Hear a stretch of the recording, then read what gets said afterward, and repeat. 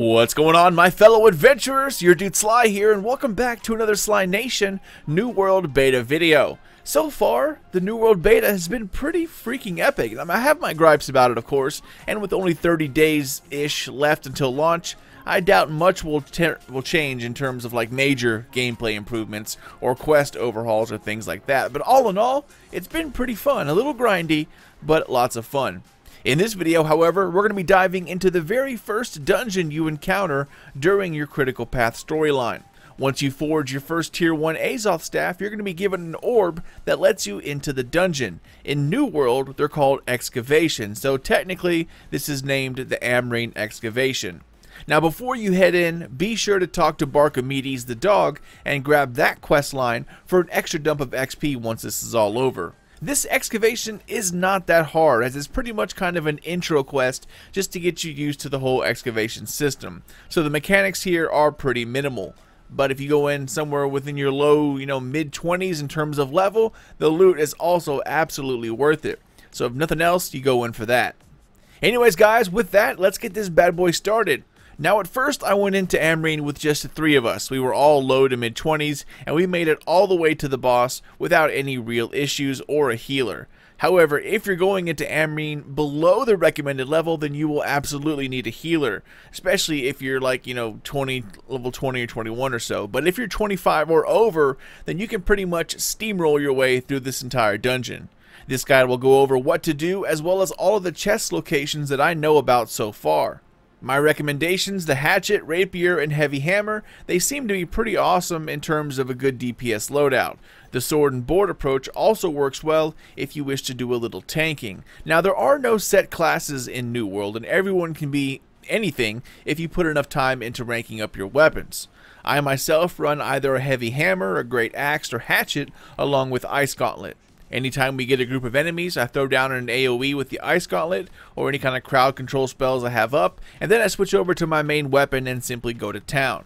The Berserk tree in Hatchet is pretty awesome, and it passively heals you among many other awesome traits, so that is definitely one to check out if you haven't even looked into the Hatchet yet. The 2 heavy weapons, hammer and axe, both have their benefits as well, including group fortification, applying weakening debuffs to enemies, and stunning, so it's really up to you on how you want to run your character, as they all seem to work well, depending on your instance. Also, before you go in, be sure that if you're a healer, you craft yourself some mana rations as well as healing potions. If you're DPS, then either buy or craft some potions to heal yourself as well, because there will be times where you might take the full brunt of a large enemy, and it is possible to be killed in here fairly easily. Resurrection is extremely forgiving in this dungeon, as are respawns, all but the boss encounter, so it's not really that big of a deal. However, just be sure to craft appropriate items to make things easier. The Amrine Excavation contains mostly lost enemies, so if you have any other potions you can craft to do extra damage like weapon oils or lost damage reduction, things like that will help as well. Now if you're new to MMO dungeons, they are a little different than what you've seen in Borderlands or Destiny. In these kind of dungeons you want to sort through enemies one by one, leaving the largest alone until the end. So instead of just dealing things as they come, you kind of aggro them one by one, bring them towards you, kill them, and then just keep kind of, sorting through enemies as you go. Basically, you pull the lesser enemies towards you using Ice Gauntlet, Musket, or Staff, and then let them run towards you. Once you dealt with them, keep pulling aggro on all the smaller, lesser enemies, and then finally, the largest one is left alone. It is then time to take it out. If you're going in over the recommended level, then it's no big deal. You can just blow through it however you want. So once you enter Amrine, go ahead and make your way into the dungeon and follow the path until you come to your first big area. You'll have a few minor enemies to take out before that, but no big deal. Once you get to this area here, you're going to see a sealed door in which you need to use your Azoth staff to open. It's also part of the quest. Right when you enter the area on the right hand side of the map, right hand side facing the locked door, there's going to be a lost nest. These nests will continuously spawn ads, just over and over, so it's a good place to get overwhelmed if you're going in with only 3 people or you are under leveled. So what you want to do is take this out first, set down your AoE attack, and then go in with weapons to finish it off. It's best to have 1 or 2 focused on the nest while the others take out the ads it spawns. Be sure to grab the chest located here as well. Now once you cleared out the Lost Nest, head towards the opposite side and take out those enemies before finally focusing on the main ghost in the middle. Nothing to worry about here, just blow through it. Alright, so after you take care of all the ads, open the door using your Azoth staff, and then enter the next main chamber. There's a couple of things going on in here, but first, let's grab a secret chest. Once you head inside this area, you want to take an immediate left and deal with the ghosts along with the Wretcher. Now you'll see a plate with 4 white orbs on it. These will come into play later, so remember them as we'll talk about them here soon. Anyways, just keep walking straight and walk towards the waterfall and simply leap over the edge. At the bottom of this waterfall, hidden from view, will be a secret chest kind of under the water. Grab your loot and then get back up on the opposite side. You'll see kind of a set of stairs heading down with a little platform. Just walk on over and climb up. Alright, so once you grab the chest, you want to make it back to where you entered. This time you're going to want to stay straight and deal with the dungeon's first Ravager. Now these dudes hit pretty hard if they lock onto you. So if you have a tank-like character, then these are the dudes you want to use them on.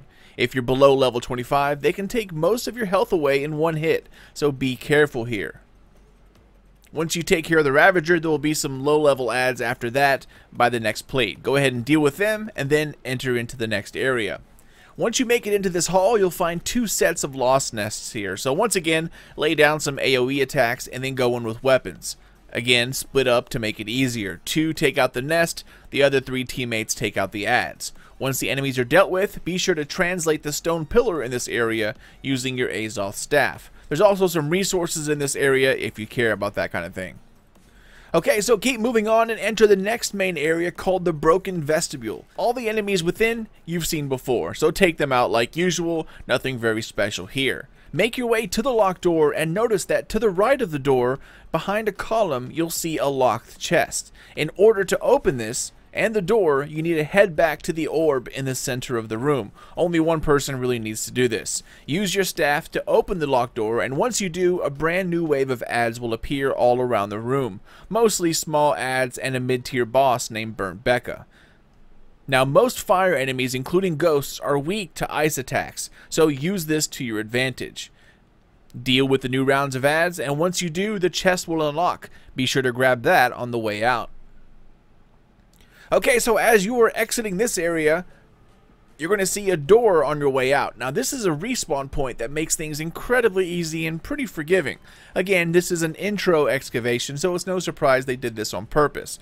But if you are going in under level, these are a lifesaver. Simply run by them to activate it. Once you do, you'll run back into the room you've seen before. It's the same area where the secret chest was located under the waterfall.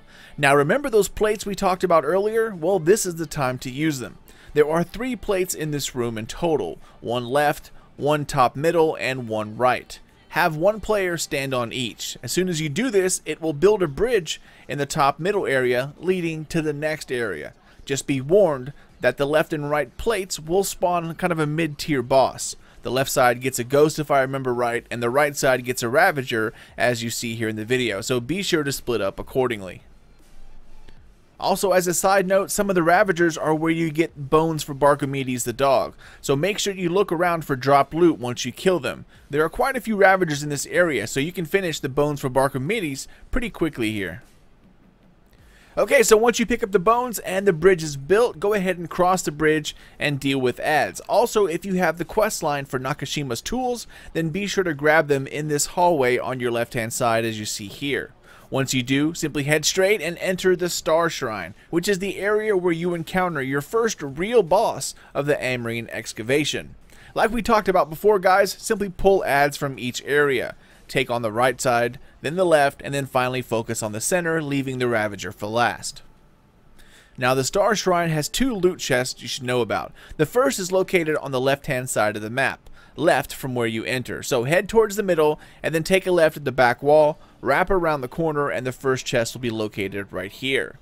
The second chest is smack dab right in the middle, but that will only unlock after you beat the boss in this area, and of course, that's Nakashima. So head towards the campfire, looking in the middle, and spawn in form in Nakashima. Now this dude is the Stun Master, and your first real look at gameplay mechanics for dungeons. Ghosts are extremely fast and nimble, so having someone, or preferably 2 players who can swap out taking aggro or tanking the boss, will allow the rest to do damage without having to chase after him. And trying to shoot him is terrible because how quick he is. So you need to get in close and finish him off that way. His stuns can get pretty annoying and his attacks hurt quite a bit. Can even one-shot kill you if you're low enough in level or you don't have enough constitution. So the first thing to watch out for, guys, are his orbs. You won't see them if you're close up, but if you are at a distance, Nakashima will throw out these purple orbs. They travel very quickly, and the only way to avoid them is to dodge at the right time. If the orb hits you, you're of course stunned. On top of that, Nakashima has two main mechanics here. The first is called Spectral Waves. Now these waves of ghosts will shoot out in all directions. You need to be outside the wave or dodge into the gaps to bypass them. The second attack is called Slow Circle. Nakashima will randomly target one player with kind of a purple area effect. You'll see the big ring around you, and in order not to be stunned, you must stay inside the circle. You're going to walk really slowly while you're in there, but if you leave the circle or get close to the edge, it'll ultimately stun you, leaving you open to other attacks. If other players try to enter the circle, they will stun everyone inside. When you're grouped up doing damage, it's really hard to tell who has the circle and who doesn't, and you can't really split up because of the timing. However, unless you come in underleveled or you really only have 3 teammates, these are all moot points because no matter what you do, you can just blow past all of his mechanics fairly easily without having to worry about any of them. So do what I do, guys. Don't worry about being stunned. Use a hatchet. Rank it up high enough so you can get yourself out of a detained stun or any status effect for that matter, and then just go to DPS town. He dies quickly enough. Once you take out good old Nakashima, the second loot chest will also unlock, so grab it along with the lore page on the wall behind you and let's go. Alright guys, so to get out, take the door and path over to your right, opposite of the chest. You'll see your final mid-tier Ravager guarding the doorway, and the final respawn crystal was just beyond. Just keep following that path and blow through the various small-time ads. Nothing new to worry about here, but once you clear through it, you'll finally reach the Amrine boss, a big old Ravager named Simon Gray. Unfortunately, this is kind of a lame boss fight, really. He has this normal Ravager attack, kind of like a stomp ground pound kind of thing.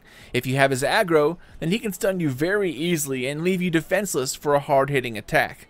Or his charge attack can knock you down. If you get stomped repeatedly, enough of these will ultimately kill you. The only mechanic really at play here, if you really even want to call it a mechanic, are the spawning ads and his puke. Simon will constantly spawn in 3-star excavation workers who are kind of like a mid-tier type of ad with larger than usual health pools. Now these guys aren't anything special either, the same enemy with more health. The only unique thing here is that Simon can vomit, poisoning nearby players, and if you leave the spawning in excavation workers up for too long, they can drink his vomit, gross, and then become corrupted, which means they're then harder to deal with. So the play here is to once again have 1 to 2 players who can taunt and take the boss's aggro or the boss's attention if you're not used to those terms. Once again, there are no real classes in New World, which is both good and bad, and because of this, there really isn't a true tank class either, just DPS characters who can kind of tank, well, at least so far. So you will want to rank up in stamina regeneration and taunt abilities if you want to be somewhat of a tank. Hits while blocking will take away your stamina, and the harder the hit, the more stamina it takes away. If you keep blocking while it fully depletes, you'll stun yourself, which of course will leave you open to anything. So the best is to call it out before that happens. When you're low on stamina and you don't think you can regen anymore, have another player take the boss's aggro for a while so that you can regen, take potions, and do what you need to do. As this is happening and the players are taking the boss's attention, you want to mow down everything as quickly as possible. The boss is ice resistant, so fire AoE is the way to go here. The ads that spawn in are not ice resistant, so if you have an ice gauntlet, then your ice turret and ice attacks will work well here since everything is grouped up. The key is to not let the 3 ads stay up for very long, and you don't want them tanking the tank or gulping down that delicious Simon vomit. You can either designate which players take out the spawning ads, or the entire team can mow them down and then focus back on the boss. Up to you, and again, this will depend on the number of teammates and your level. If you're going in with 3 teammates, then healing is going to be absolutely essential, and it's better to be organized. But if you have a full team of 5 and you're all level 23 or above, then once again you can just steamroll through this guy with no real issues. Again, having 1 to 2 tank DPS characters and a healer, and you'll be absolutely fine. Once you drop good old Simon, congrats my friend, your first New World dungeon under your belt. Be sure to head towards the back of the room and grab your heart gem to be able to continue your main story quest line. Once you do, grab the chest, roll and loot, and then fast travel back to the world. This dungeon, like I mentioned before, is pretty easy and doesn't really need a guide. However, I wanted to point out all of the chests and questline objects in here, as well as a simple guide for those that might need it. The other dungeon or excavations start exploring more mechanics, and I'm excited to talk about those. So keep it here for more Sly Nation New World dungeon guides and New World videos in general. As always, thank you for watching and for supporting the channel. If you're new to Sly Nation, then welcome my friend, I'm glad you're here, and I hope you stick around for what's next. New World kind of grabbed me out of nowhere, and I'm totally excited for the full game to arrive, but I will still be doing my normal coverage of Destiny, Starfield, and of course Mass Effect, so definitely keep an eye out for those. Once again, thank you for watching, take care y'all, and keep those eyes open for more Sly Nation videos coming out here soon. But until then, this is your dude Sly, and I'll see you all next time.